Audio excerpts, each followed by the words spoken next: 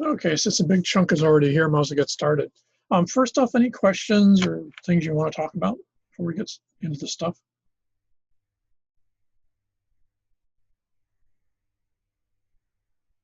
Um, okay, I'll see if I'm jumping on that one. Okay, so we'll start with the group I want to look at today, which is Filipinos. Won't be able to finish them today. At least we'll get chunked on, I think. So as with a lot of these things, a lot of these areas, you got to go back. The idea that people exist in the present is, as far as I'm concerned, is an Americanism. Everyone's in some way, shape, or form tied to their past. Their past shapes the way we see everything. And if you look at the Philippines, it's especially true in this area. So here's the Philippines here. And the key thing to notice if you look at this is that the Philippines is actually part of a whole cluster of islands that basically run from Southeast Asia all the way over to basically New Guinea, Australia. And in fact, this whole area here, I think you see, I think I mentioned this before in the lighter blue, till about off and on till about 10,000 years ago was actually dry land. So it used to be able, you could walk from what's now Vietnam, and you could literally walk to most of the Philippines. Other times when sea level was higher, because sea level's gone up and down about 300 feet plus and minus from where it is right now. So the Philippines was attached for a lot of the time to Southeast Asia, along with what's now Indonesia. And other times it was isolated. So this was sort of an ongoing, on and off thing. We actually have some of the oldest fossil hominids outside of Africa in Southeast Asia. There's a big question of why that's the case. It might just be preservation. We also find a fair number of some of the, in fact, I think the oldest outside of Africa is actually up here in Zhoukoudian in northern China. But then just a couple of years ago, they discovered a whole separate species of hominids, I think in the eastern coast of Java, that's actually a dwarf or only about 4.5 feet high or something like that. So they're actually, like Neanderthals, they're actually a separate set of hominids, separate from Homo erectus and Homo sapiens. So this is a very, very complex place really early on when things like people were first moving out of their African homeland. And the key thing to remember about that is that what that means is you've got people moving through this area literally millions of years ago, 1.5 million. And when the modern humans, Homo sapiens, comes through this area, this is an area that already has tons of different hominids in it or has had them in there. And Homo sapiens moved through this area quite quickly. Given the climate in a lot of this period about 100, 200, 300,000 years ago, this was actually a much more attractive place. It was generally many of these periods subtropical. So it was a very likely place for early groups of people to hang out. And some of those groups move into the Philippines. As sea levels rise and fall and populations change and shift on the sort of corpus of human history, different groups constantly move into this area. Even when sea levels rise like they are now, all this area, on one hand, it looks like islands, but then if you zoom in, you end up with more islands between the islands. There's literally tens of thousands of islands in the Indonesia-Philippine region. And there's no place in this entire region. You basically start in Malaysia and you can take, I suppose, a stand-up paddleboard, and you could literally go all the way to the Philippines and never be outside of a piece of land. In some cases, the piece of land won't be any larger than this campus. But you're not sailing across an ocean. You're sailing in largely protected waters over, just connected, almost like pearls on a string, connected pieces of real estate to get here. So what this means is the Philippines has never been isolated. I mean, even less so than, say, Japan. There's no barrier that makes the Philippines a separate group of islands. And what this means is during periods of occupation, is populations would start up here for various reasons, would move into this area, let's say Borneo. And then what they would do is from that area, they'd move into the Philippines. And in most cases, when they're migrating through here, the level of technology and maybe the size of the populations is generally greater or more sophisticated than the populations they're moving into. And if you think about it in that context, and you suddenly realize the Philippines is sort of like the last stop on the train. To get from there to, for example, Taiwan, Formosa is really difficult. It's a very dangerous seas, and there's not the same connection of land. So Philippines is sort of where this movement from all the way through here, almost in a U shape, it ends here. Now what this means is you end up with populations stacking on each other. And a good example would be Luzon, the northernmost big island in the Philippines. You've got the population that originally inhabited it gets shoved into this area of the Cordillera region of the north part. Until the 1980s, you still had small clusters of nomadic headhunters and basically hunter-gatherers, the Ogta most specifically, running around in this section of Luzon. It's estimated that particular population has been in this island for tens of thousands of years. A population that then comes after them and pretty much pushes them out of the good land are the Ilocanos, who take over this will take over the whole island. And they basically push the pre-existing populations up into the higher areas that aren't attractive to farmers. About 1,500 years ago, about 2,000 years ago, another population moves in this way, and this is the Tagalogs. They push the Ilocanos out of the best of the agricultural zones in the south and take over this area. Now, the key thing to remember with all these groups is they're not part of the same culture. They're totally separate populations out of Southeast Asia. They've got totally separate cultures, totally separate languages, totally separate everything. They just end up in the same piece of real estate because this is as far as you can go. And they stack on each other just like a layer cake. One of the interesting things about Filipino cultural patterns, and we're not really sure why, this is also found a lot in Melanesia, is we don't see a lot of mixing. You don't see traditionally Ilocanos populations interacting with Tagalog populations. You don't see either group interacting with the Ogta. In many cases, they're literally almost stacked on top of each other, but they kept their distance. And this is also found again in the Western Pacific a lot. So just because groups are in proximity doesn't mean they're going to sort of meld together. And the Philippines is a really good example. By the time the Spanish arrive in the late 14, early 1500s, you basically have over 130 separate cultures and languages in the Philippines. And that diversity is equally reflected also in Indonesia. These places are incredibly complex. There's just a ton of different types of people. There is no cultural majority population in the Philippines. The Tagalogs are actually not by far, they're actually not that particularly large, but they control this part of the Philippines here, which as we'll see becomes critical. The largest single group in terms of actual numbers is actually the Ilocanos, who are pretty much in the Ilocos Sur, Ilocos North provinces in this part of the northern part of Luzon. But you've got Visayans, you've got Moros, you've got all sorts of populations all through this area, not sharing the same language, not sharing the same cultural traditions, just totally, totally diverse. So the key thing to remember right off the top is when someone says Filipino, that's a modern connotation. That's not a historical tradition of people sharing a culture. So it's very different than, say, Japanese or Koreans, where you pretty much have a monocultural system. So that's sort of how things were. And this place was just incredibly complex. In that situation, what you frequently got was trade with the Chinese. The Chinese were, of course, the big sort of mercantile trading nation, in Asia for over the last couple of thousand years. And there were a lot of natural resources that were of interest to the Chinese. There was always trade patterns between China and the populations in the Philippines and Indonesia. But it wasn't a huge thing. It was just something that everyone got into. So there was a little bit of contact. These folks weren't completely isolated. They were part of the sort of, Southeast Asian network of sort of social, economic relationships. What changes all this is the Spanish and the Portuguese. The Spanish and the Portuguese in the 1400s are starting to expand. The Portuguese are the first out of the blocks. The Portuguese basically move out of Portugal, move to the Azores Madeira. Remember, that's the Portuguese we looked at earlier. From that, they then sail down through the coast of Africa.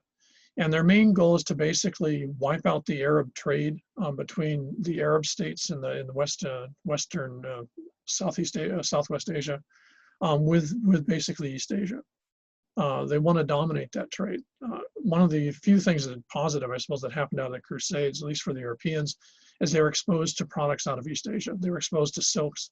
Most importantly, they were exposed to spices. And they wanted these things. And as it was, pearls also. All this stuff was controlled by the middlemen being your Arabs, who were the great sort of merchants sailing between basically Asia over here and sailing around India over back to West Asia, like Saudi Arabia and Lebanon and such.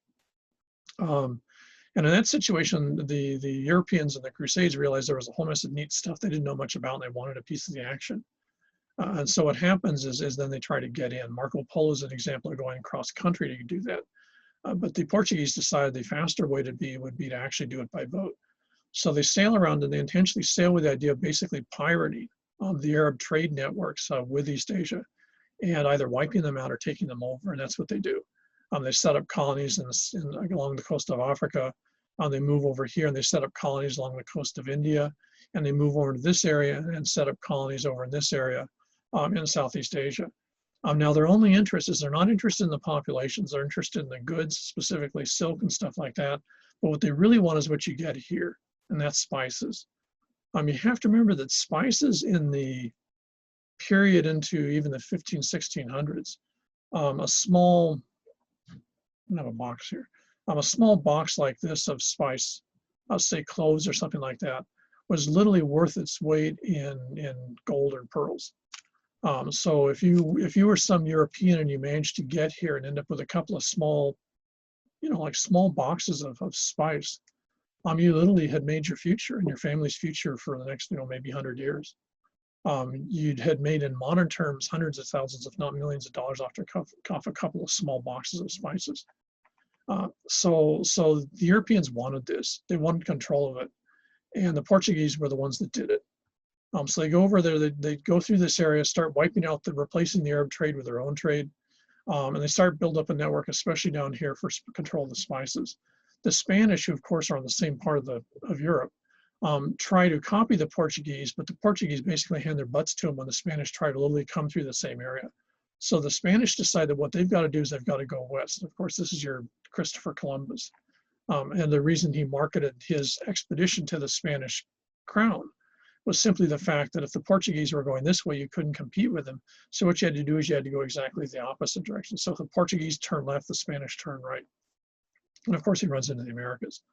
But you have to remember, even after they discovered the Americas and they knew the enormous wealth of the Americas, the Spanish still wanted the spice trade. They saw the Americas as actually a giant speed bump or a detour that was getting in the way of where they wanted to be, which was right here. And so their entire agenda was basically still Asia. And the Americas were convenient, but they weren't the same as Asia. Asia was always the end goal. By the mid-1500s, the Pope intervenes. You have the Treaty of, I think it's Tordesillas or something like that, where the Pope literally splits the planet in half and says everything on this side belongs to the Portuguese, everything on this side, including the Pacific and the Americas, belongs to the Spanish.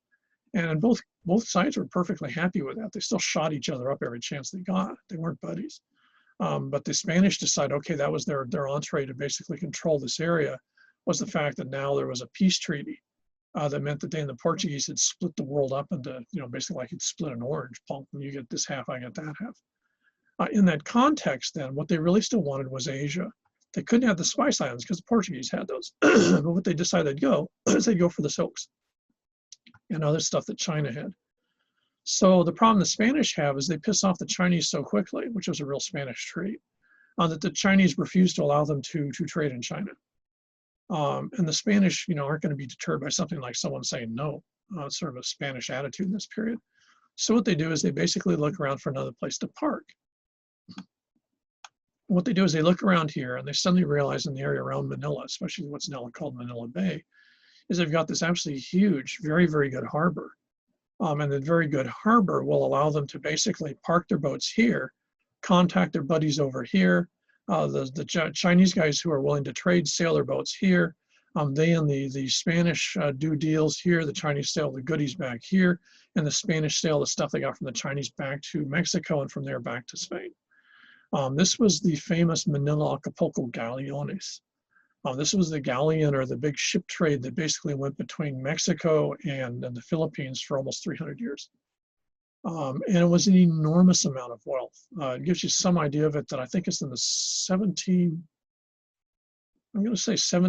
or something. I don't remember exactly when. Anyways, it's around early 1700s, which was, by then this was all sort of falling apart. This was only a remnant of what it had been, say, 100 years earlier. But even then, the British actually grabbed one of these galleones, one of these big ships carrying the stuff back from the Philippines. And it basically, when they get it back to England, it pays the entire national budget of England for 2 years. So the wealth on one of these ships was the equivalent of the wealth of an entire European country for a year or more. And that's in the later period. In the earlier period, it's sort of hard to fathom. I mean, this is why finding galleons is such a big deal if you're a treasure hunter. The amount of wealth in these things is just mind-blowing. And a lot of that was actually sent over here because the Spanish didn't want, for various reasons, you have to talk to one of the economists, sending all the gold and stuff back to Europe was actually bad. It destabilized the economies. If, on the other hand, you settled that wealth over here and traded it for luxury goods with the Chinese were happy because they got the money. The Spanish were happy because they got the luxury goods, and the luxury goods go back to Acapulco, and they go back from there back to Spain. So the Spanish had this enormous trade system going on. Now, having said that, their only interest in the Philippines was in Manila Bay. They weren't interested in the folks in the Philippines. They had no tolerance for the people in the Philippines. Their only fascination is what they can get from the Chinese. And this was a Spanish attitude they just specialized in. This is the conquistadores. You have to remember, these are folks who basically genocide large parts of the Americas. Everything's money, money, money. How can you make more money? They're the ultimate sort of uber capitalist, but they're sort of like gunpoint capitalists. And so what you get is the Spanish take over the Philippines. What they actually take over is this area here, right around Manila.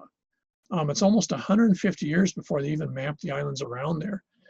And the only main reason they actually mapped the islands around Manila, in terms of Luzon and other stuff, is because they keep on having ships run aground. The only reason they actually set up a colony here is they have to have a colony to control all the goodies that come in from China till the ship arrives, and then all the stuff going back when the ship leaves. And then you have to have repair facilities and stuff like that for the ships.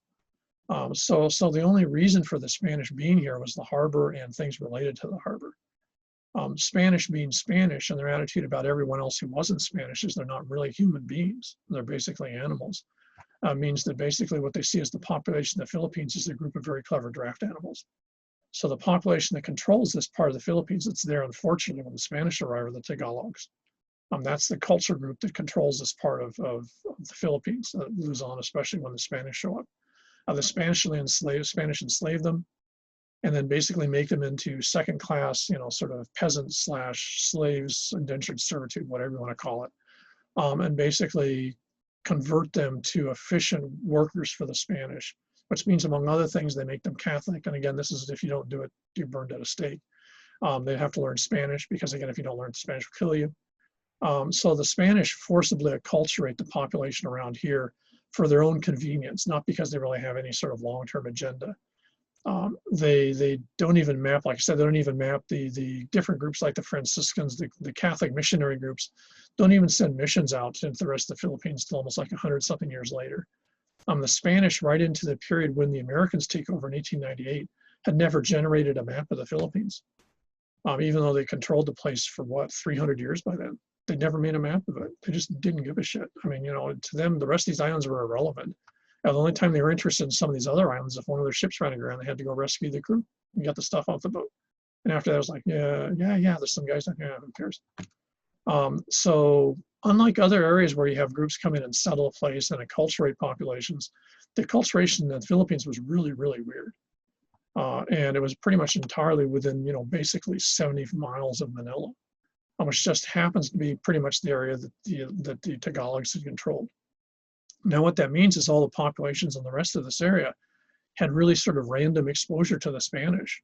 Most of them don't see a white man, don't see Catholicism, don't see anything till the early mid 1700s, 200 years after the Spanish sort of state claim. And the Spanish don't really make this into a colony in the sense of a colonial possession they're going to actually manage till pretty much the 1730s. So unlike what they did in the Americas, where they take over the place and pretty quickly, put a stamp of Spanish or Latinos sort of culture system on it. And you have to remember, Latinos means Latin in the sense of as of the Spanish. And that doesn't happen in the Philippines till really, really late. The Philippines is the last area the Spanish actually colonized, per se. I'm sad to say, if you're from Guam, if you're Chihuahua, you guys unfortunately were actually equally useful to the Spanish because they needed a place between Mexico and the Philippines, and they take over Guam for the purpose it's got a decent harbor in Agana, and they take over Guam as a sort of a gas stop between one spot and the other. The Spanish were actually critically crappy sailors. It was very typical for ships arriving from Manila, saying over here, to maybe have out of a crew of 200, maybe 10 guys would be left alive by the time they get here.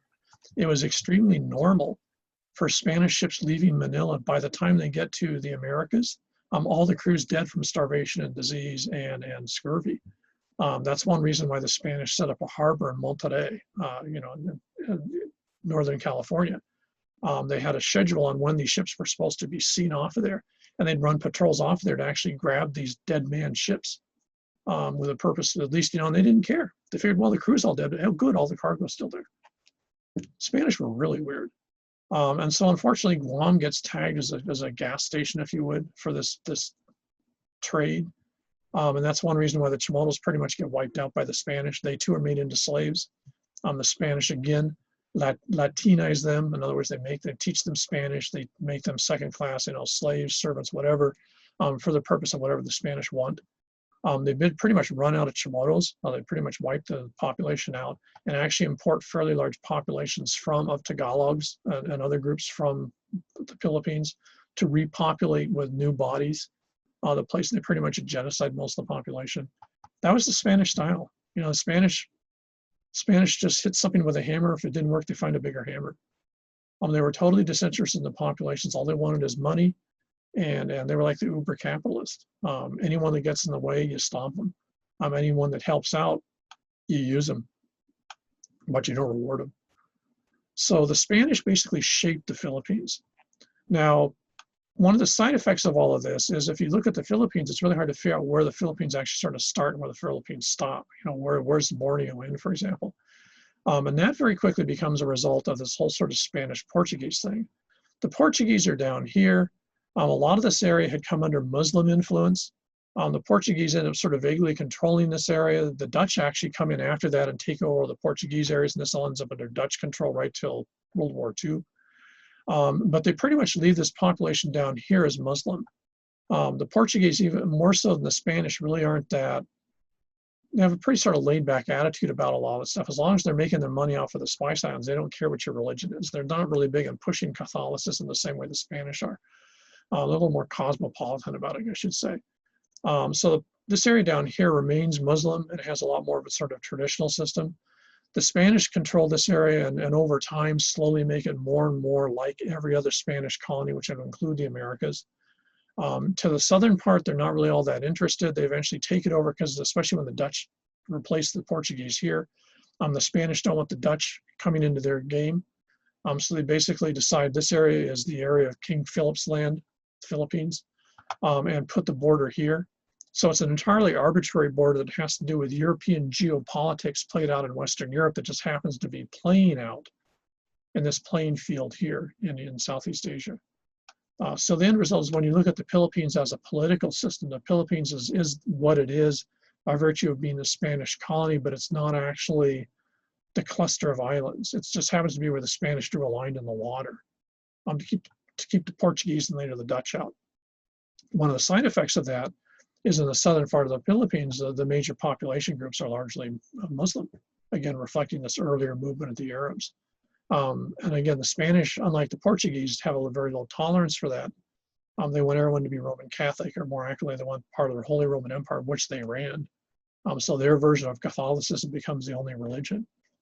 And they run the Inquisition in the Philippines, I think something like 75 years after the Inquisition has ended in Spain, because they just want to make sure you either are alive and Catholic or you're dead. And that's the Spanish idea of colonization. It's just like it is in the Americas. So the Spanish colonization of the Philippines is incredibly brutal. It's totally intolerant.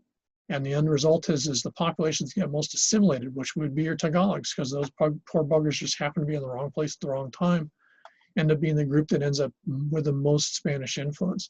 Now, if you want to see this, you can see this in what oftentimes is called Filipino traditional dances, as sponsored by the Philippines government now. When you look at the outfits and the dance systems, a lot of the dances you see. My family originally is from Southern California, and part of the family's background is actually with the old Mexican Spanish ranches around Santa Barbara. My mom used to dance flamenco. She used to be a part of a Mexican dance troupe. And the interesting thing is when I first saw Filipino dances here, I realized the outfits are exactly the same as you see folks using in Mexico. And all of those outfits are actually originally from Spain in the 1700s. So the Spanish basically took their culture from the 1700s and exported it to every place that they ran or controlled and said, here, this is what you guys are going to do. This is how you guys are going to act. This is the way it's going to be. There is no option or alternative available. So the Tagalogs pretty much, a large part of their culture gets hammered because the Spanish aren't going to allow them to do Tagalog type things. They're going to have to do Spanish stuff. Now, if you're in the other parts, even the northern part, like if you're in the Ilocanos in the northern part, Spanish pretty much sort of stay out of your hair in a lot of these areas till, basically say 1800. In the southern part over here, they never even bother. They didn't even map this part until just before the Spanish-American War in 1898. So, they had no clue what the hell was going on there and didn't care. There was no money in it as far as they're concerned. So the Philippines is not a coherent cultural package. What happens is in 1898, the Americans take over the islands of the Philippines, the Spanish colony from the Spanish, just like they take over a bunch of other places, Puerto Rico, if you remember. And in that process, what they do is that the Americans claim this area. Now, the Americans in the 1800s, especially the latter part, were equally fascinated with the Asia trade. Ironically, it's just like, deja vu all over again. This is like the Spanish, but 300 years later. The Americans come in and they want control of this area because they want to start maximizing trade and stuff like that. They can't do the rest of this because by the 1890s, the Dutch control all of Southeast Asia, the British and the French control all of this, and China's still China. And of course, by 1890s, Japan's already becoming not a superpower, but it's certainly a regional power. It's a bigger military than the Americans. So the Americans take over the Philippines. This is another one of these very ugly episodes.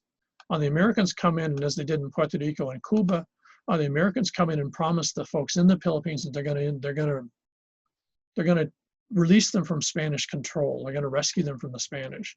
And not surprising, the folks in the Philippines translate that as independence. Now you have to remember it's a very complicated thing when you're talking about independence because these groups at that point don't even share a common language. They don't care shaman attitude or culture. You have by then you have the population in here speaking Spanish. Some of the folks in the surrounding areas speak Spanish as a second language, but most of the populations here are still speaking one of these 130 different languages in different cultures. Catholicism is fairly common in a lot of this area, but again, it's more common up here.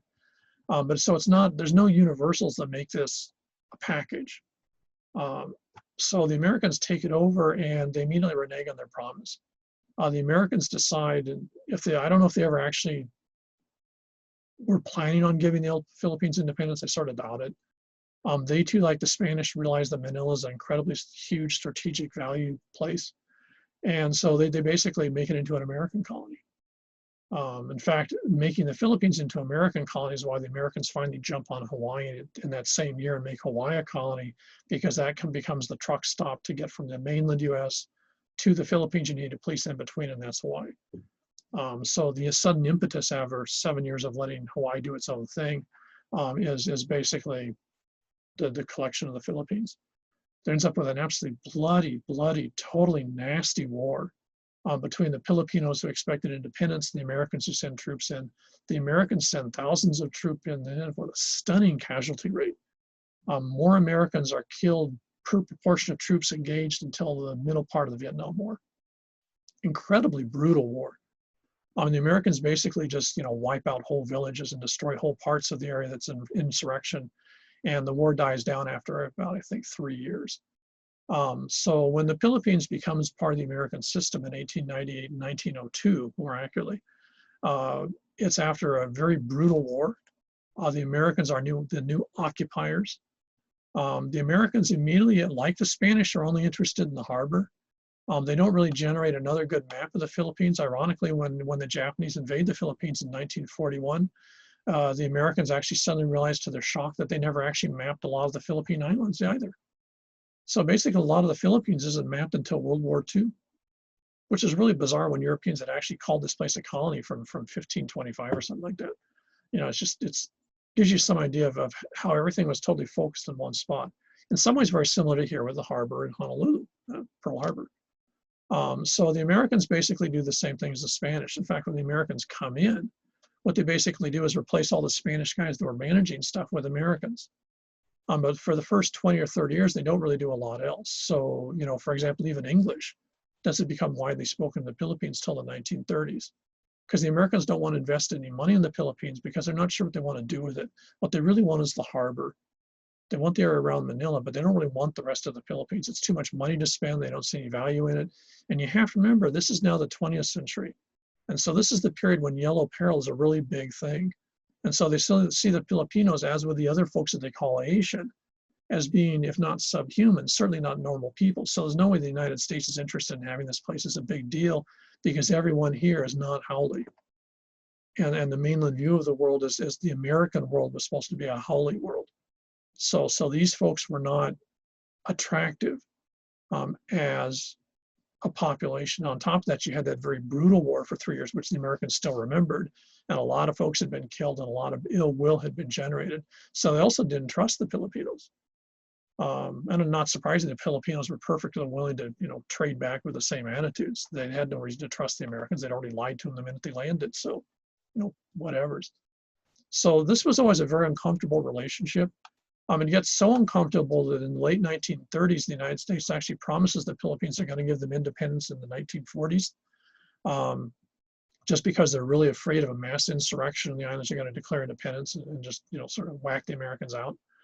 What intervenes in all this is the Japanese invade. As part of the World War II, the Japanese invade, take over the Philippines, absolutely brutalize the place in World War II, wipe out large parts of the population, as they did in all the rest of the areas they took over in World War II. The Americans come back in 1945, and retake most of the Philippines. And again, another series of brutal campaigns. And then almost immediately after that, they make the Philippines independent. The United States just sort of washes their hands of it, with the exception, ironically, of their military bases around Manila, which they keep. So basically, the United States, rather than doing what it does with Hawaii, where it turns it into a state, and rather than doing what it does with Guam, where it keeps it as a territory, in 1946, 47, the United States decided, now this is not worth the trouble. We're going to get these guys to give us the military bases we want, and fine, you guys can be independent. Now, what you find then is Philippines independence gets defined by the groups that had the most knowledge of the Spanish, or most westernized, most, Latinized. And then when the Americans come in, the most Americanized, which is again the population around here, which is the Tagalogs. So in the 20th century, under the American period, the Tagalogs become the interface between the American overlords and all the other complex cultural population groups in the Philippines. And Tagalog becomes sort of the second language if you're going to work in the government bureaucracy or do anything with the Americans, with English as the first language, Spanish sort of falling off the charts, and Tagalog replacing Spanish as the other sort of lingua franca. Having said that, the majority population of the Philippines refuses to speak Tagalog right into the 1940s, because they don't see any reason why they should speak, some other group's language. Why should, if I'm any of the colonists, why should I learn Tagalog? What did they ever do for me?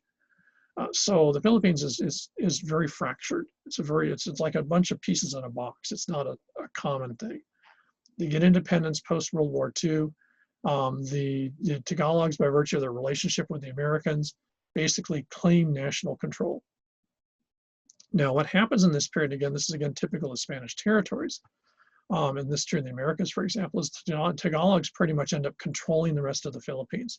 They not only control it politically, because they now basically replace the Americans in charge, but in the period of both Spanish and American control, Tagalogs had become the big landlords. So there's 14 families that are all Tagalog based around Manila that control, for example, almost 80% of the land in this part of the Philippines. This is very typical of Spanish control in the Americas also. Any place the Spanish made colonies, a few families that aligned with the Spanish ended up controlling enormous estancias or estates. You see this in South America, you see this in Central America, Mexico, and you see it in the Philippines. There's still basically, I think, 36 families in the Philippines, almost all of which are Ilocanos, or I should say Tagalog, which control the vast majority of usable real estate in the entire country. Which means the vast majority of people in the Philippines do not have ownership of land. They're basically peasants. And that's a situation the Spanish set up intentionally. The Americans just let it go because they weren't that interested in doing anything about it, didn't want to waste their time. And when the place becomes independent, the folks that are in charge are the ones that are in charge of that system. They're not stupid enough to give it up. In the same way, you have to remember in Mexico, 97 families in Mexico control about 60% of the land. They've gone through, I don't know how many revolutions in Mexico, but the same families end up on top. So it's the same thing in the Philippines. Now, among other things, what that means is in the Philippines, Tagalog in the 1940s when independence is declared becomes the national language. Having said that, a large part of the population says screw that. So Tagalog is the language that's taught in the schools from the 1940s on, but the vast majority of the population learns just enough Tagalog to get by, speaks their native language. The interesting thing is that becomes such an issue that the Philippines goes back and actually adds English as a second language. So in the Philippines today, you find that there's an interesting mix of part Tagalog, but also a large part of the population speaks English. And that's because they don't want to speak Tagalog. If you're a Visayan or some other group like that, you would rather speak English because there's no context to that now. They're not the lords anymore. But the Tagalog have sort of replaced the Americans as the folks that are in charge of everything, and that means a lot of people don't like them, which is why you have roughly, I think there's right now 6 revolutions, terrorist independence movements, I don't know which side of stick you're talking about, largely in the South, but also in here, and actually in this area, that are fighting against the central government in the Philippines. So the Philippines is not a tidy package. And when you're talking about Filipino culture, what you're basically talking about is Tagalog culture. And much of that isn't actually what Tagalog culture was in, say, 1600. It's Tagalog culture after basically 300 years of the Spanish pounding on you, making you into sort of surrogate Spanish. In the same way, if you look at Mexican culture in Mexico, huge part of that's a reflection of the Spanish influence. They're not what was going on there during the Aztec or Tolteca period or something like that. And you find the same fragmentations. If you go into the northern Oaxaca province, you find the majority population is Zapotec in Mexico. That's the language they speak. They speak Spanish, but they do not see themselves as Mexican per se. The same thing is very true in the Philippines. It's a very complicated place. And the reason that's relevant to us in this class is the majority population brought over here in terms of numbers are Ilocanos from the northern part. The second most populous group, which ends up being the most successful here in many ways, not surprisingly, are the Ilocano, are the Tagalogs here. The third group that comes over from here, and that's the Visayan group. And different plantations were recruited from different areas. The plantations on Kauai, for example, on the south sides tend to recruit almost entirely from Visayan populations. The plantations on Oahu largely recruited from Tagalog populations, with the plantations in the Ewa side being pretty much half and half Tagalog and Ilocanos. The thing to remember, though, is if you're on the plantation, these 3 groups didn't like each other, did not share a common language in many cases, and did not see themselves as being part of the same package. Over time here, as in other places, what you get is the idea of Filipino, which then becomes this overarching sort of package, which most of the, if you're Filipino or part Filipino now, that's oftentimes what people see as a group. But it's actually a reflection of this long Spanish influence and the control of a minority population. It's very similar to what you see going on now with the idea of Micronesians here, which are a whole set of very different cultures across the island parts of Micronesia, but they get called Micronesian as a package here. And they pretty much get treated that way here, and even more so on the mainland. Filipinos are the same thing. It's a very, very complex thing. It's not just a simple baba. So that's why we got to do the history part. So with that,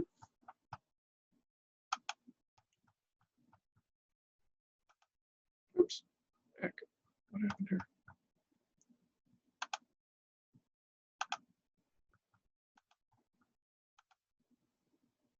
Okay, with a big dose of history then.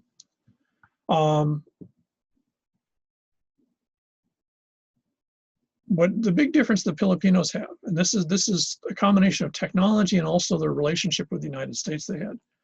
You have to remember that by the early 20th century, sea travel, in the sense of going by, especially cargo ships and stuff, was actually relatively cheap compared to, say, 50 or 100 years earlier. So when the Filipinos are first recruited for the plantations here in the early 20th century, they're recruited in part because they're now an American colony. And so therefore, as part of since Hawaii is an American colony, since the Philippines are American colony, then the Americans, just like the British and everyone else, are going to recruit from the other colonial possessions. So in the same way they recruit from Puerto Rico, the plantations here recruit from the Philippines, because that's the way you're supposed to do it. You got to recruit from an American place. You got to keep it in the house, as it were. By the time this is happening, the amount of movement across the Pacific is starting to increase. And one of the side effects that becomes really important when you're looking at Filipino migration patterns here is that it's relatively inexpensive and incredibly easy in terms of, politics and paperwork and stuff, to go from the Philippines to Hawaii to work, and then also to go back to the Philippines after a stint. Compared to this, the Japanese, the Chinese, the Okinawans, even Portuguese, Koreans, all these other groups really don't have that option. Once you're here, for a large part of them, you're trapped here. You can't get back because, one, you can't get it. If you're Korean, you try to go back, they'll shoot you. And secondly, is it costs so much money to go back, you just can't do it. The Filipinos are coming about 20 or 30 years later into this whole system, and the whole sort of economic movement of people and stuff in the Pacific has changed. So it's very typical for Filipinos that come over here to work in the plantations, say 1910 to 1930, to spend 5, 7, or 8 years in the plantation and then go back home. And in many cases, we'll see then come back here for a second or third stint. So there's a lot of circular migration going on in the Filipinos that you don't see with the earlier groups.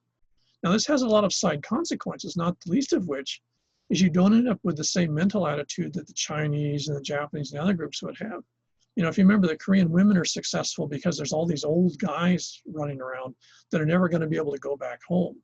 And they're resigned to the fact that they're going to live and die in Hawaii. But they want to have some sort of social relationship. And that becomes one of the main areas of success for the Korean women, who basically emulate a social partner, a spouse or whatever. For the Filipinos, you're not going to have that same issue because for many of the Filipinos, they can go back home. There might be family pressure on them not to go home, as we'll see, but nonetheless, they have the ability to go home. And in many cases, they actually go home, spend a couple of years back home, and for a whole mess of really complicated reasons, come back again. So what this means is, in many ways, they're not forced to assimilate to the same extent that the populations were earlier because they're not stuck here. And this has a huge consequence in terms of Filipinos adapting or assimilating to the context, especially of local, which is in place by the time they're coming over here. They're much less liable for many of them to see Hawaii as a place where they're going to be stuck for the rest of their lives. So therefore, keeping their language up, keeping their contacts with home, which again are much easier and much more effective, being able to actually interact with family, at least by letter, and then being able to go and visit family, makes them entirely different than the populations from the 1800s. And this has huge consequences to how much Filipinos assimilate, and especially in the period from 1910 to basically World War II. They don't assimilate to the same extent for the simple reason they don't have to. And you have to remember, people do not assimilate by choice. People assimilate because they feel a need to. And because the Filipinos, a large proportion of them had, and in fact still have, the idea they're going to go back to the Philippines to retire or something like that. The need to adapt to Hawaii is pretty much only to the extent that I can get by here, but I'm not going to actually commit to this place because this place is never going to be home. Home is 4,800 miles to the west in Ilocos Sur province somewhere. So then it gives them a different mindset, which is also true of all the groups that follow them. If you're looking at Samoans, Tongans, if you're looking at Micronesians, in the 20th century, all these groups have all the 20th century groups have the same situation. They have easy access to home, relatively speaking. They have much better communications. And what this means is there's a lot less sense that you're stuck on the end of the planet in Hawaii till you die of old age. And this means that there's a lot different view of the idea of having to adjust to Hawaii. Not that people don't, but there's a lot different attitude about the necessity of it. It's not the only game in town, it's one option. Probably the most famous part of the Filipinos, which makes total sense, because you have to remember, again, you have to put the context of the plantations here.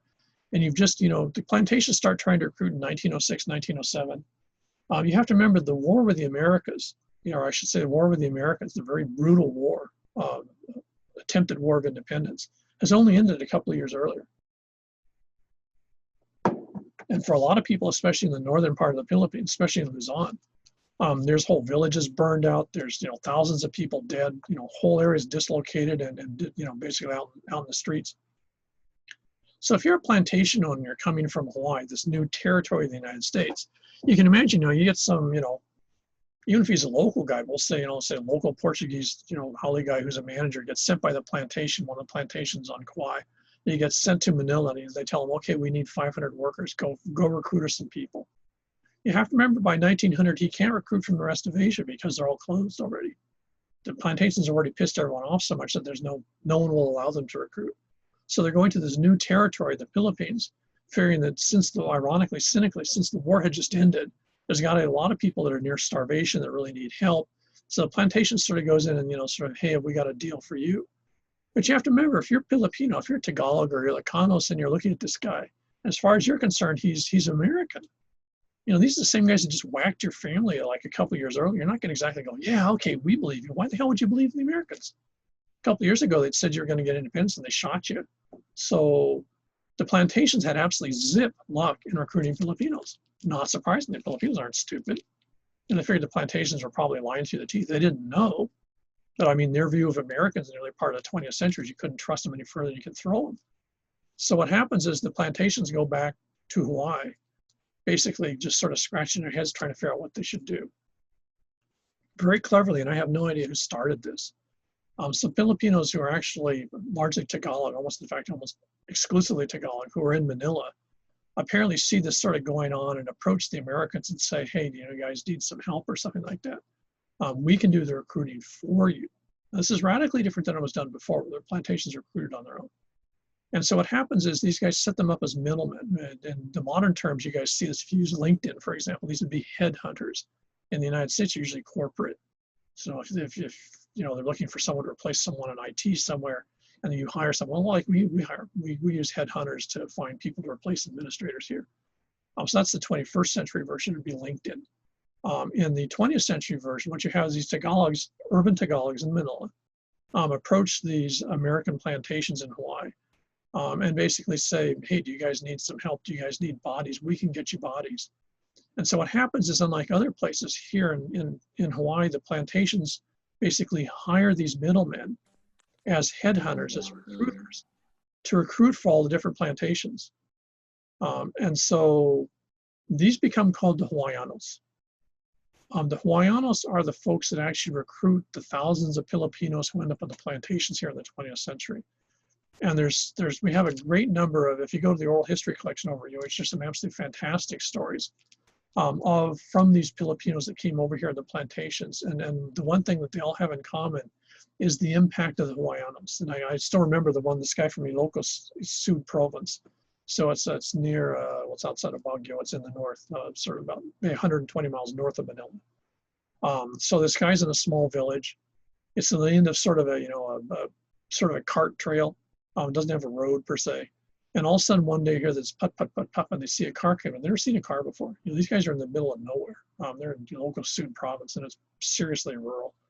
And so they just see this little, put come up the road.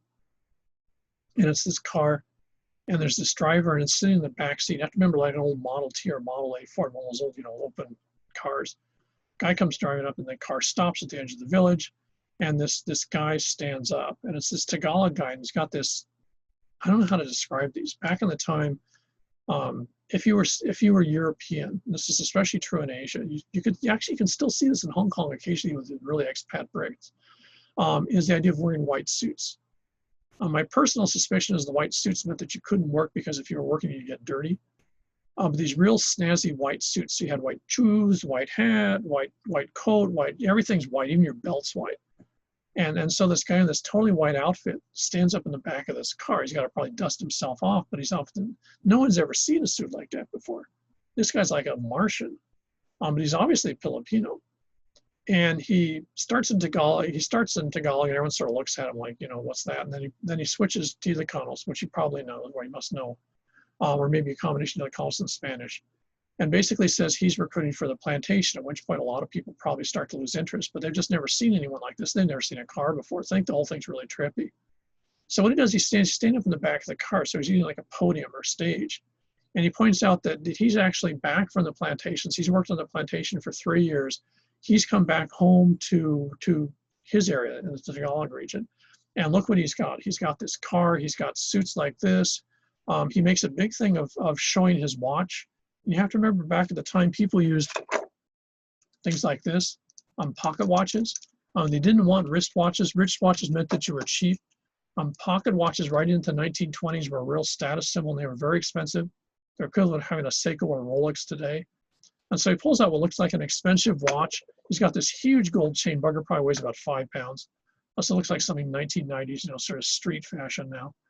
He pulls out this thing, this big gold chain. He makes a big thing of looking at all the gold, and everyone starts to check out the amount of gold. He's got gold necklaces on. He's got this gold stuff. And the dude's just covered in a combination of gold and white. And they're going like, holy crap, what is this guy?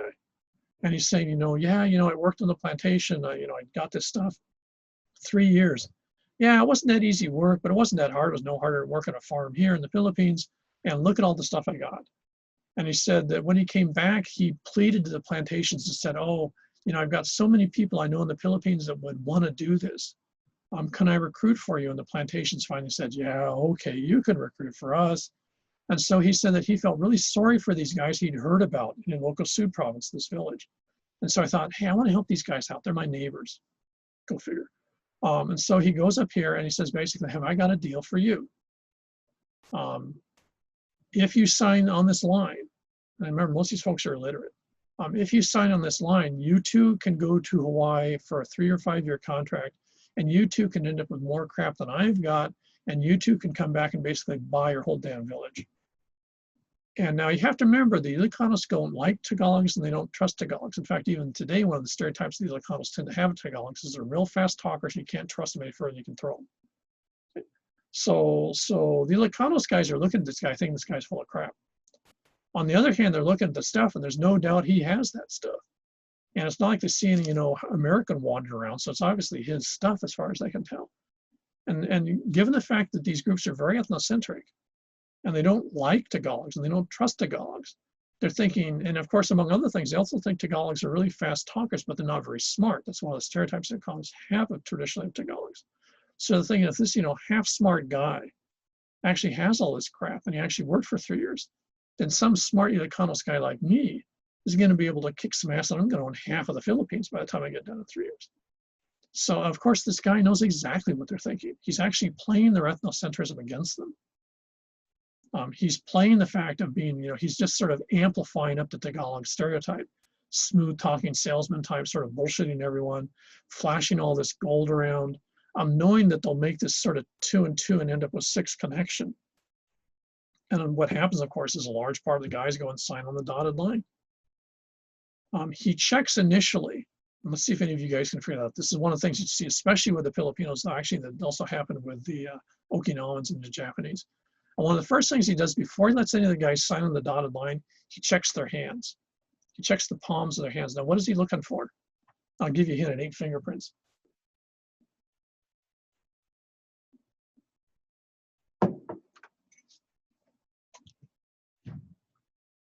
He's thinking for one thing on the palm of their hands.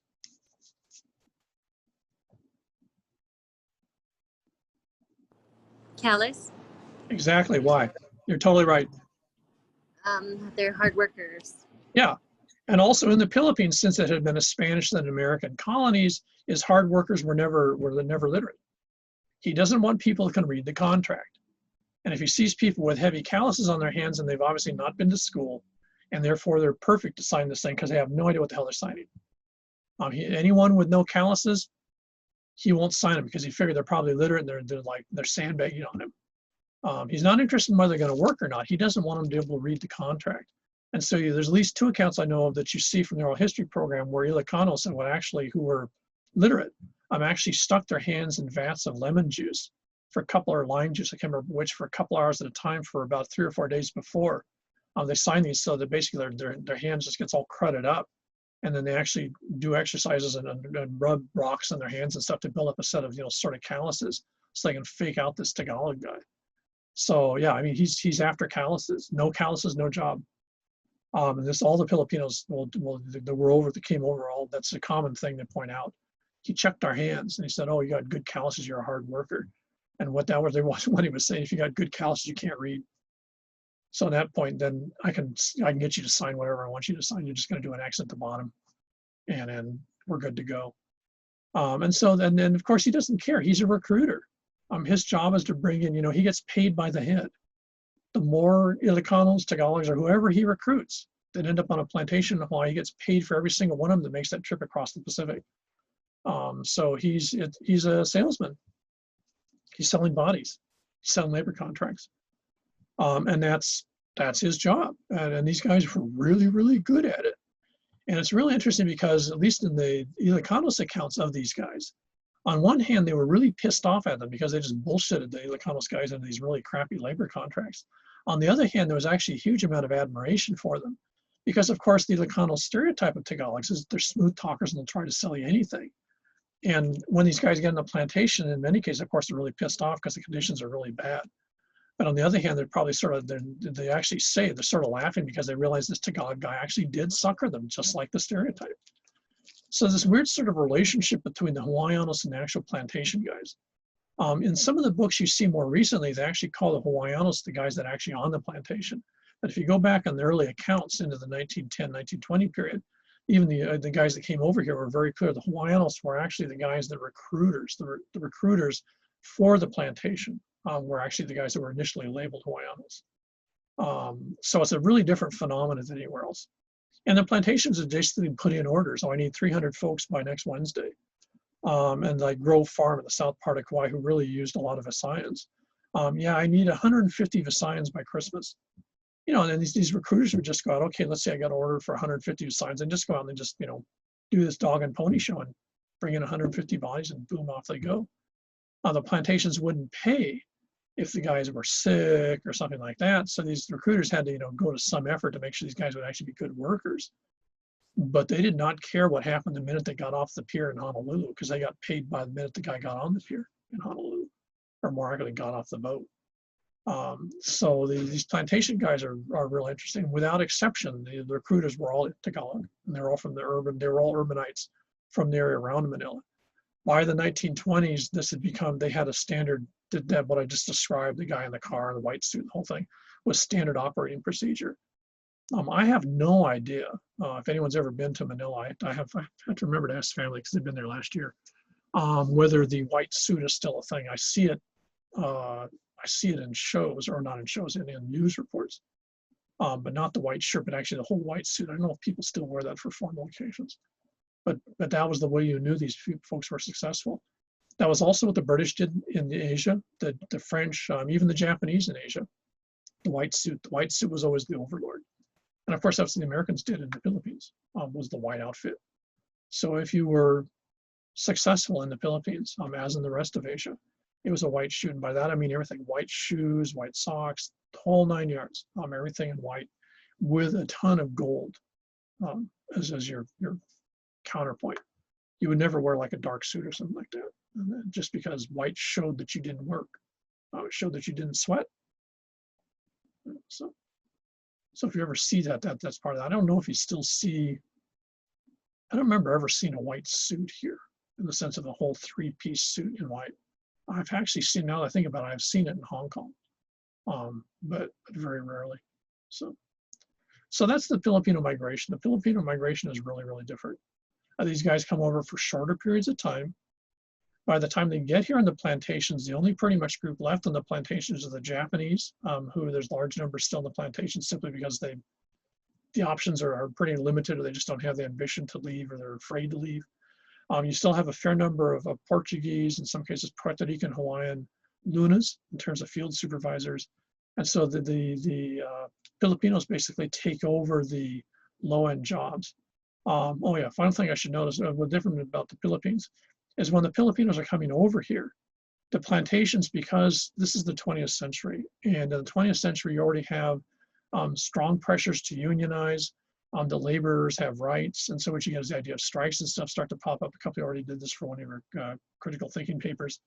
And so what happens is the plantations here, rather cleverly actually, realize that the writing's on the wall for constantly getting bodies to replace bodies, especially because they've gone through them like water. So what they decide to do here, unlike a lot of other places, even today, for example, your sugar plantations in Florida still use manual labor. They bring in from the Caribbean, largely Jamaica. So they still cut cane with machetes, just like we did here in the early 1900s. By 1910, 1920, the plantations are mechanizing here. By 1931 or 1933, I can't remember which, the plantations had entirely mechanized the process. So by the 1930s, sugar cane that was going to be seed sugar, the planted sugar, was cut mechanically into little stalks. Little stalks were fed into machines. Those machines actually punched those into the ground in the sugar fields. They ran tubes of hose, biodegradable hose, to basically irrigate those. And then, then the fertilizer also was done by machine. You had plantation workers going around to make sure nothing was broken, but you no longer had people digging holes in the ground and basically raising the cane. They're now managing it. So when the Filipinos arrive, which they come in a period when mechanization is taking place. So unlike the earlier groups, the Filipinos end up by the 1920s, they become guys running irrigation systems. They're guys running heavy equipment. So they're much more of a skilled labor force. It's not the one person on the dull end of a machete type stuff. It's a much more sophisticated labor force, which means, among other things, they're much more able to move into the American need for labor here in World War II, because they're not just plantation guys cutting cane. They're generally, heavy equipment operators, or they're used to working with, welding and all sorts of stuff like that. They're technical specialists, basically. And what that means is if they go back to the Philippines for a couple of years and then come back again, it's a lot easier for them to find work because they're specialists. There's always a need for heavy equipment operators or welders or something like that in the plantations. So if I'm Filipino, if I'm an Ilocanos and I decide I'm going to go back to my village and local suit for a couple of years, I know really comfortably that I can go back to Manila or whatever the recruiting headquarters are in 2 years from now.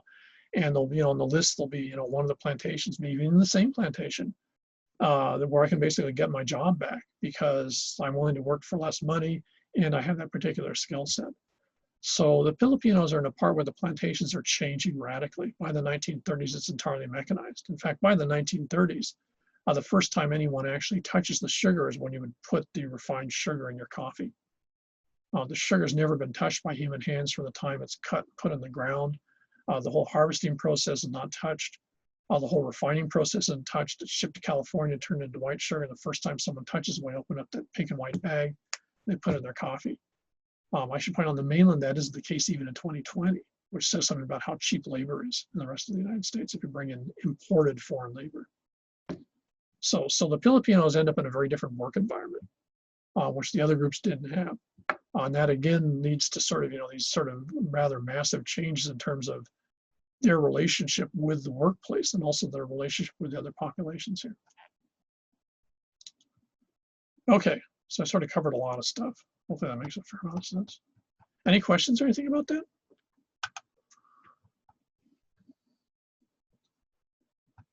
No, but very interesting.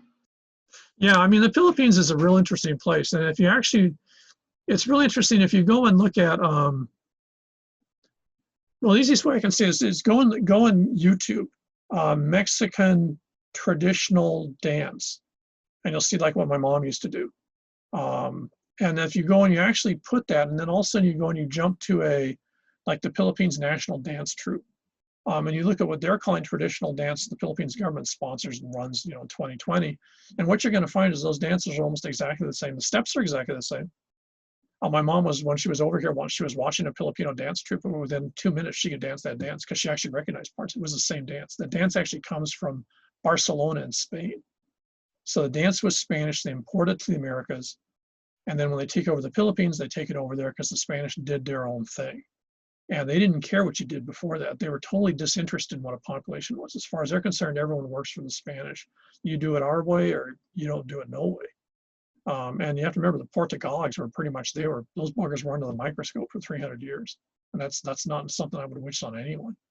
Yeah, when you look at Philippines, what's now marketed by the governments as traditional Filipino cultural elements, a lot of it is incredibly Spanish. And that's true, and that's why if you're a Filipino dance troupe, for example, you went to Chile, you went to Guatemala, you went to Mexico, you're going to see groups doing like, it's like, whoa, hold it, dude. I recognize part of that. Which is one reason why the other groups in the Philippines aren't necessarily all that stoked about this idea of a one culture package, which is why English is still so common. You just watched Filipino TV broadcast or, YouTube postings, and you find a lot of English still in common use. And that's because a lot of English is more comfortable for a lot of the population than giving Tagalog extra creds by using that language. It's been a big problem for the government trying to figure out what Filipino is in the 2020s. It's going to be a big one, even bigger one in the next 5 or 10 years. Yeah, interesting place, incredibly interesting politics, but I'm glad I don't live there. But yeah, so it's Filipinos here are an interesting phenomenon, depending on what generation you're talking about. It's the differential idea of what they are and what Filipino is, which is much more coherent now than it was with, say, if you're third generation, your grandparents would have a much different idea in many cases about that. Yeah.